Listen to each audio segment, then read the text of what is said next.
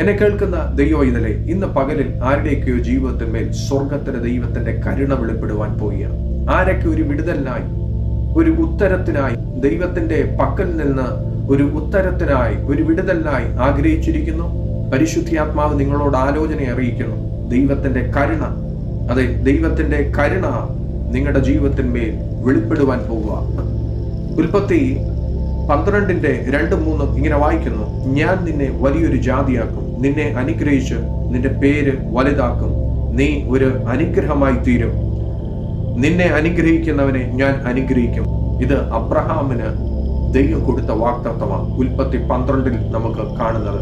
അതിനുശേഷം അബ്രഹാമിനോട് പിന്നെ ദൈവം സംസാരിക്കുന്നു. ഇങ്ങനെ വായിക്കുന്നു: അവൻ നിന്റെ അവകാശിയാകുകയില്ല. ആരവകാശിയാകത്തില്ലെന്നാ പറയുന്നത്? എലിയാസർ അവകാശിയാകത്തില്ല. നിന്റെ ഉദരത്തിൽ നിന്ന് പുറപ്പെടുന്നവൻ തന്നെ നിന്റെ അവകാശിയാകും എന്ന് അവന് യഹോവയുടെ അരുളപ്പാടുണ്ടായി. ആമേൻ, സ്തോത്രം. എന്നിട്ടും വാഗ്ദത്തം അബ്രഹാം കണ്ടോ? ഇല്ല. അബ്രഹാമിനോട് പിന്നെയും 17-ാം അധ്യായത്തിൽ നമുക്ക് കാണുന്നുണ്ട്: ഞാൻ നിന്നെ അധികമായി വർദ്ധിപ്പിച്ച് അനേക ജാതികളാക്കും, നിന്നിൽ നിന്ന് രാജാക്കന്മാരും ഉത്ഭവിക്കും. അതെ, വാഗ്ദത്തങ്ങൾ ഒരുപാട് അബ്രഹാം കേട്ടു. പക്ഷെ അതിന്റെ ഫുൾഫിൽമെന്റിലേക്ക് അബ്രഹാം എത്തിച്ചേരുന്നില്ല. ഇന്ന് പകലിൽ അതിന്റെ 18-ാം അധ്യായം വരുമ്പോഴത്തേക്കും അതിന്റെ ഉത്തരത്തെ അബ്രഹാം തന്നെ കണ്ടുപിടിക്കുന്നു. ആമേൻ, സ്തോത്രം. ദൈവം പിന്നെയും 18-ാം അധ്യായത്തിൽ നമുക്ക് കാണുന്നുണ്ട്, പ്രത്യക്ഷനാകുന്നു. ആർക്ക്? അബ്രഹാമിന്. അതിന്റെ 3-ാം വാക്യത്തിൽ ഇങ്ങനെ കാണുന്നു: യജമാനെ, എന്നോട് കൃപയുണ്ടെങ്കിൽ അടിയനെ കടന്നു പോകരുതേ. അതെ, ഈ കൃപ വെളിപ്പെട്ടതിന് ശേഷം, ആ കരുണ വെളിപ്പെട്ടതിന് ശേഷം, ആ കമ്പാഷൻ വെളിപ്പെട്ടതിന് ശേഷം അബ്രഹാം വാഗ്ദത്തം നിവർത്തി പ്രാപിക്കുന്നതായിട്ട് നമുക്ക് കാണുവാൻ സാധിക്കുന്നുണ്ട്.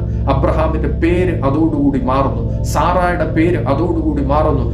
അബ്രഹാമിന് തലമുറയായ ഇസഹാക്കിനെ ലഭിക്കുന്നു. പ്രാർത്ഥിച്ചു തുടങ്ങിയാട്ടെ.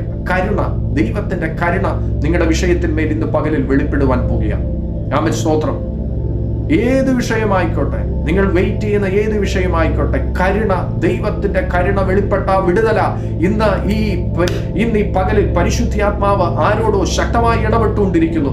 ദൈവത്തിന്റെ കരുണ നിങ്ങളുടെ ആ വിഷയത്തിന്മേൽ വെളിപ്പെട്ടുകൊണ്ടിരിക്കുന്നു. നിങ്ങൾ അത്ഭുതം കാണുവാൻ പോകുന്നു. നിങ്ങളുടെ ശുശ്രൂഷയുടെ അതിരുകൾ വിശാലമാകുവാൻ പോകുന്നു. നിങ്ങളുടെ ജോലി മേഖലയുടെ അതിരുകൾ വിശാലമാകുവാൻ പോകുന്നു.